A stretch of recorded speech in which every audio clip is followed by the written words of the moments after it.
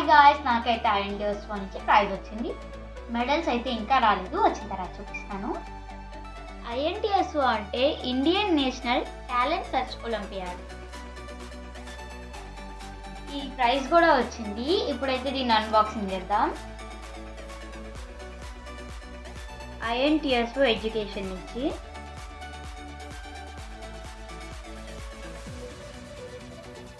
Wow, ఇదైతే బాగా packing లో వచ్చింది.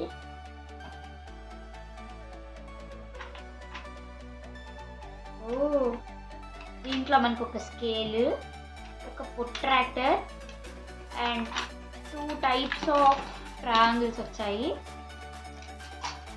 ఒక కాంపాస్ పెన్సిల్,